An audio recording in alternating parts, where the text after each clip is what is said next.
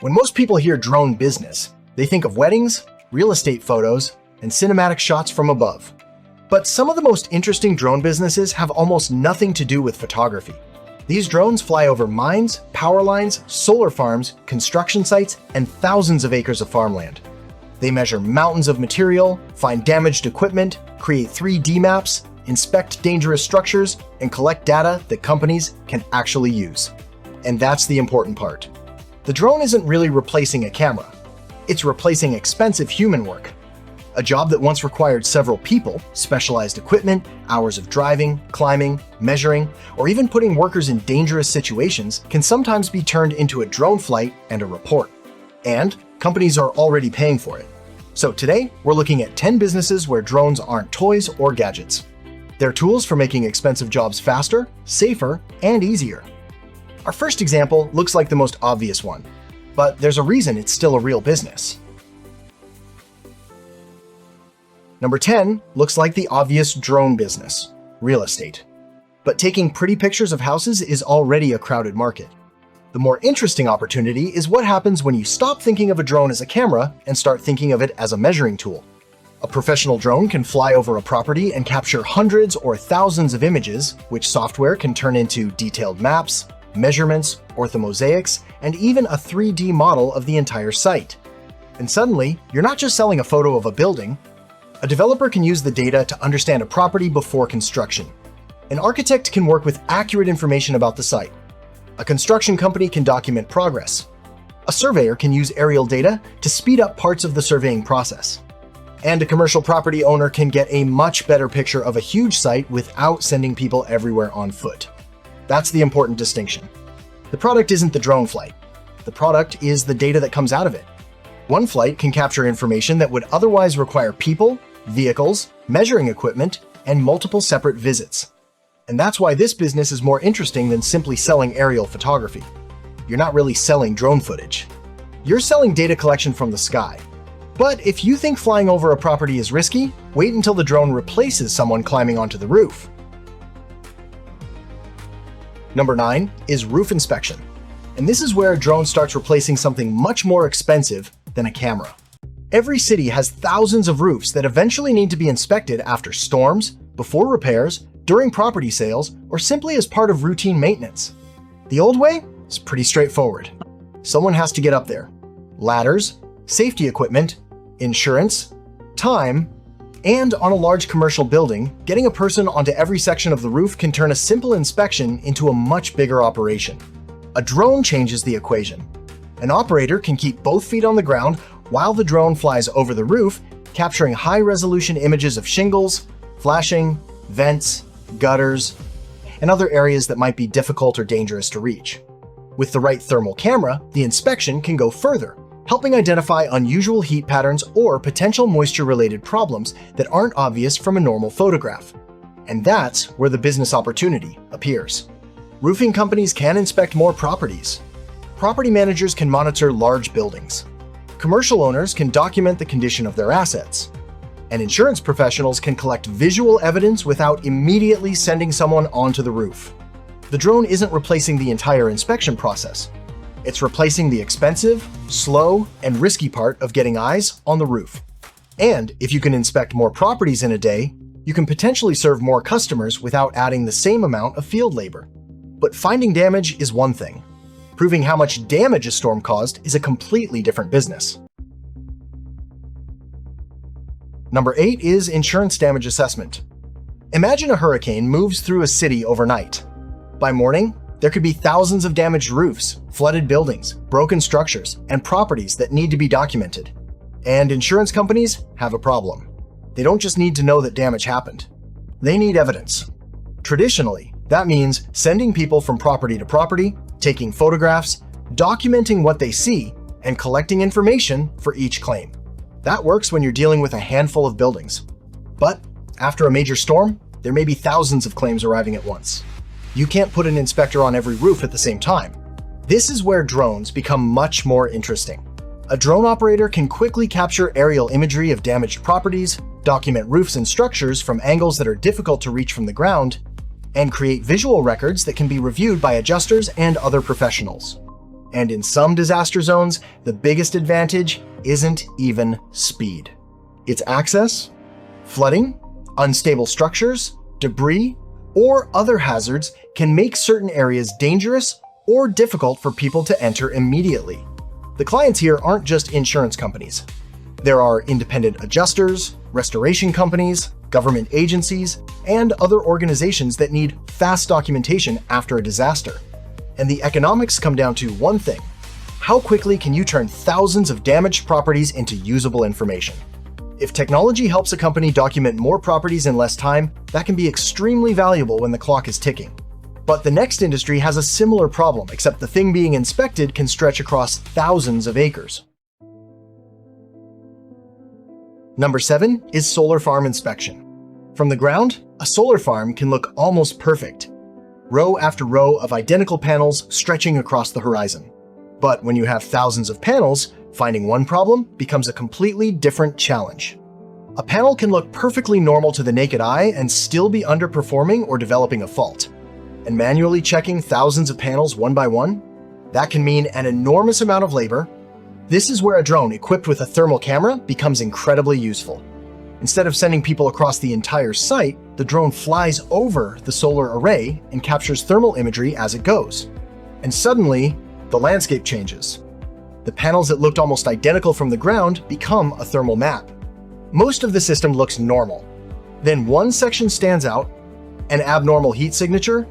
That doesn't automatically tell you exactly what's wrong, but it tells the maintenance team where to look first. And that's the key. The drone isn't repairing the solar panel. It's turning thousands of potential inspection points into a much smaller list of places that deserve human attention.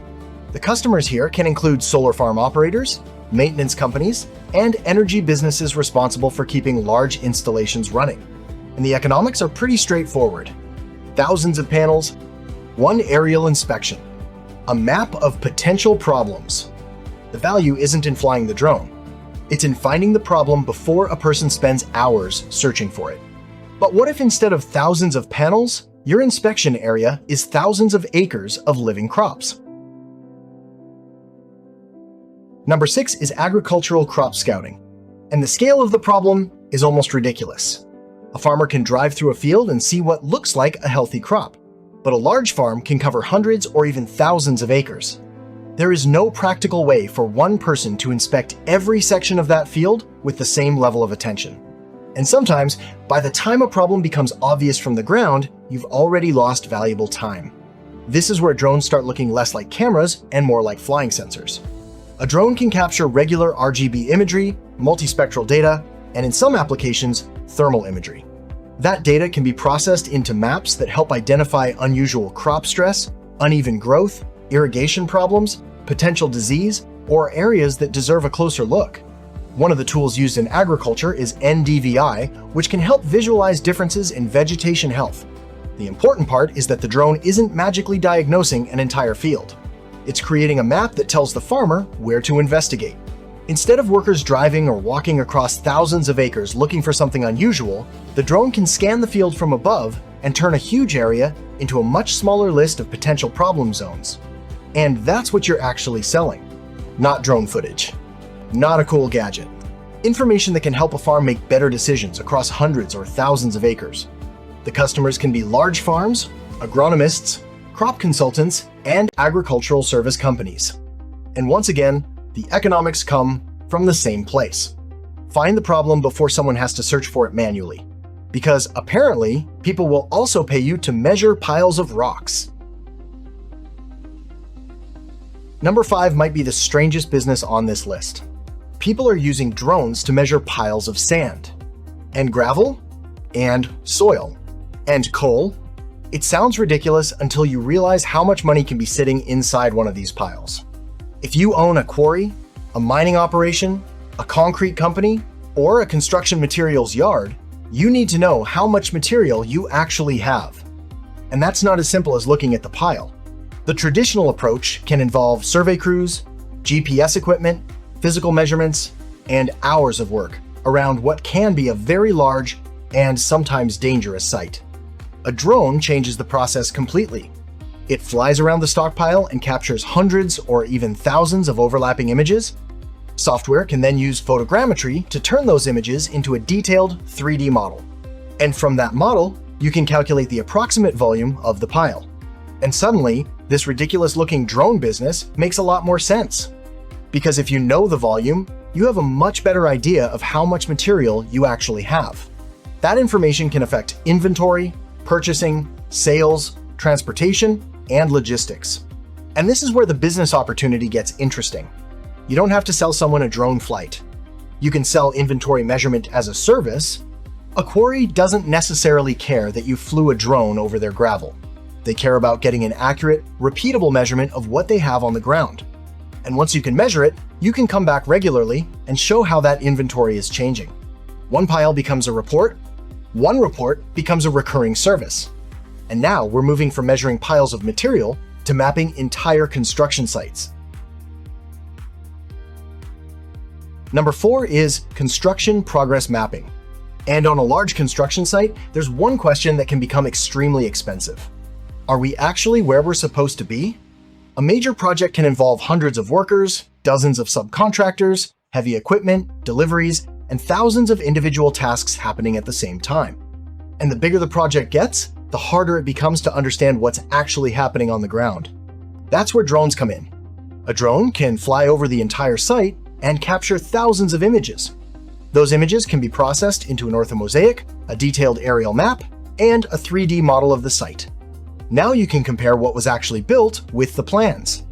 And in more advanced workflows, that data can be compared against digital models such as BIM. Instead of relying only on progress reports, phone calls, and someone walking around taking pictures, the project team gets a visual record of what the site actually looked like at a specific point in time. Then, they can repeat the flight next week. And the week after that, suddenly, the construction site becomes something you can measure and compare over time. Contractors can track progress. Developers can document the project. Engineers can check measurements.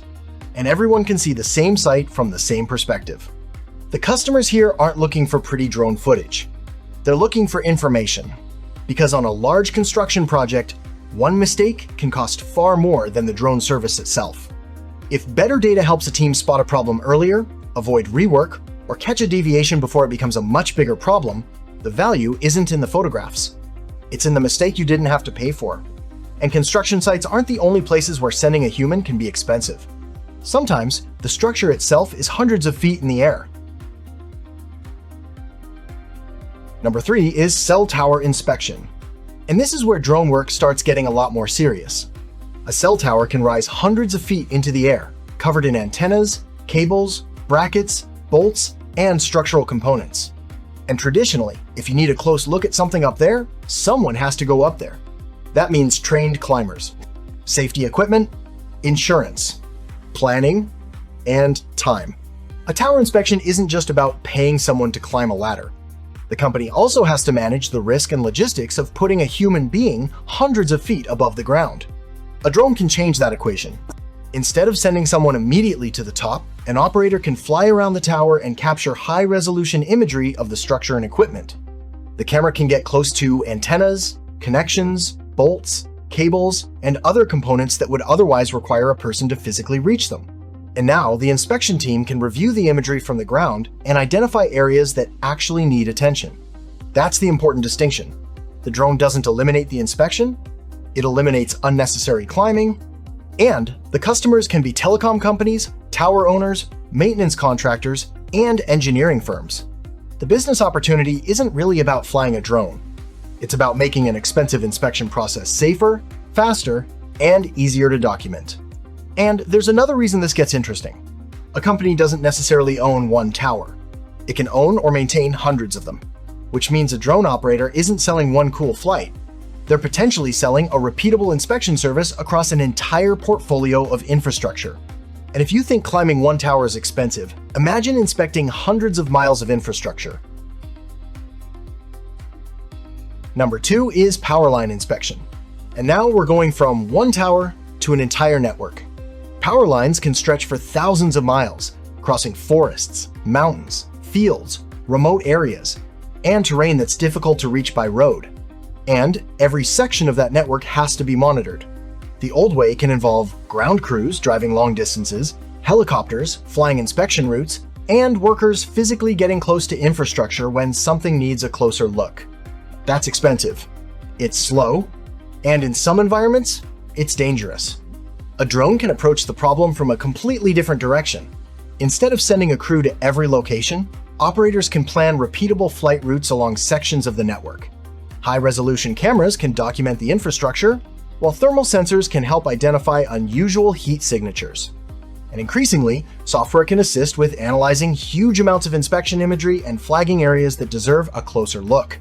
The drone can look for things like damaged insulators, vegetation encroachment, structural issues, storm damage, and other abnormalities. And that's where the business model becomes interesting. The utility company isn't paying for beautiful aerial footage. They're paying for something much more valuable: faster inspections, less downtime, and fewer dangerous field operations. And the scale can be enormous. One tower, then 100, then 1,000, then an entire network.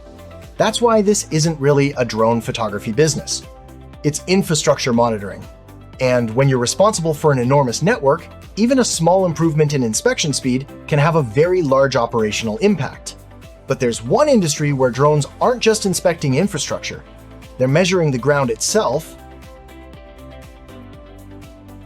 Number 1 is mining surveying. And this drone isn't taking pictures of a mine, it's measuring the mine. Look at an open pit mine from the ground and it can seem almost impossible to measure. The site can cover enormous areas with constantly changing terrain, excavation zones, roads, stockpiles, and working areas. And mining companies need to know what's happening to all of it. How much material has been removed? How much is still there? How has the surface changed? How large is a stockpile? And how far has the excavation actually progressed? Traditionally, this can involve survey crews, GPS equipment, total stations, manual measurements, and a lot of time moving around difficult terrain. And in an active mine, some areas aren't exactly where you'd want a person casually walking around with a clipboard. A drone changes the way that data is collected. With RTK positioning, photogrammetry, and, depending on the application, LiDAR, a drone can capture thousands of measurements and images across a huge area. That data can then be processed into a digital representation of the site. A 3D model, a topographic map, an orthomosaic, and, most importantly, measurements that a company can actually use. The drone can help calculate stockpile volumes, document excavation progress, compare changes in the terrain over time, and create updated maps of the site. And that's where the business becomes interesting.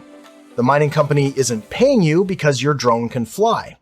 They're paying because they need accurate information about something that is expensive, enormous, and constantly changing. Your product isn't the flight. Your product is the data. And this is the pattern that kept appearing throughout this entire video. At first, a drone looks like a camera. Then you see it inspecting a roof, finding damaged solar panels, mapping crops, measuring stockpiles, tracking construction, inspecting towers, monitoring power lines, and finally, mapping an entire mine. The hardware is almost secondary, because a drone isn't valuable simply because it's a drone. It's valuable because it turns expensive physical work into data. And once you see that, you stop asking, what can I do with a drone? And you start asking a much better question. What expensive job can I replace, accelerate, or make safer by collecting better data from the air? That's where the real business opportunities start.